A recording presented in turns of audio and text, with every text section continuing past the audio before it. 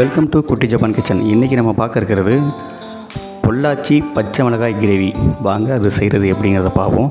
ஒரு வானல் ஒன்று எடுத்துக்கோங்க. அதில் சிறிதளவு நல்லெண்ணெய் ஊற்றிக்கோங்க. 3 டீஸ்பூன் கடலைப்பருப்பு சேர்த்துக்கோங்க. 2 டீஸ்பூன் உளுந்து சேர்த்துக்கோங்க. ஒரு அரை டீஸ்பூன் வெந்தயம் சேர்த்துக்கோங்க. வெந்தயம் அதிகமாக சேர்க்காதீங்க. ஒரு அரை டீஸ்பூன் சேர்த்தா போதும், இல்லைனா கொஞ்சம் கசக்க ஆரம்பிச்சிடும். இது எல்லாமே ஒன்றோடு ஃப்ரை பண்ணி எடுத்துக்கோங்க. நல்லா பொன்னிறமாக ஆனடிக்கு நல்லா ஃப்ரை பண்ணி எடுத்துகிட்டு இதை ஒரு பவுட்ரு மாதிரி அரைச்சி வச்சுக்கிடுவோம்.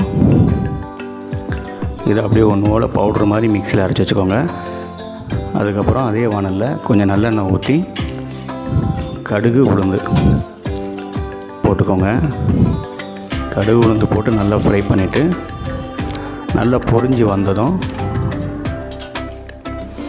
சீரகம் 1 டீஸ்பூன் சேர்த்துக்கோங்க. இதெல்லாம் பொரிஞ்சு வந்ததுமே இந்த எண்ணெயிலே பார்த்திங்கன்னா இந்த பச்சை மிளகாவை போட்டு ஃப்ரை பண்ணிக்கோங்க. அதனால தான் குழம்பு நல்லா ஊறும் போது பச்சை மிளகா சூப்பராக டேஸ்ட்டாக இருக்கும்.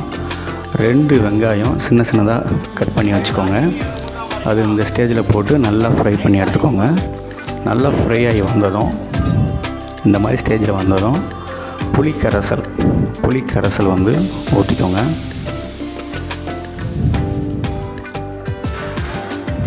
எல்லாம் ஒன்று கூட நல்லா மிக்ஸ் ஆகிற மாதிரி மிக்ஸ் பண்ணிக்கோங்க. அப்புறம் தேவையான அளவு கருவேப்பிலை போட்டுக்கோங்க. கொஞ்சமாக ஒரு டீஸ்பூன் மஞ்சள். நம்ம வேறு எந்த மசாலா பவுடரும் நம்ம சேர்க்க போகிறதில்ல, மஞ்சள் பவுடர் மட்டும்தான்.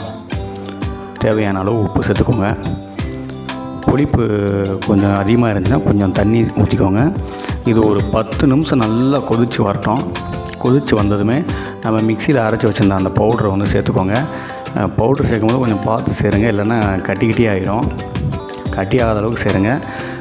அதுக்கப்புறம் பார்த்திங்கன்னா வெல்லம் ஒரு கைப்பிடி அளவு சேர்த்துக்கோங்க. உங்களுக்கு வெல்லம் பிடிக்கலை, குழம்பு இனிப்பாக இருந்தால் நல்லா இருக்காது அப்படின்னா கொஞ்சமாக சேர்த்துக்கோங்க. நமக்கு தேவையான அருமையான பொள்ளாச்சி பச்சை மிளகாய் கிரேவி ரெடி ஆகிடுச்சு.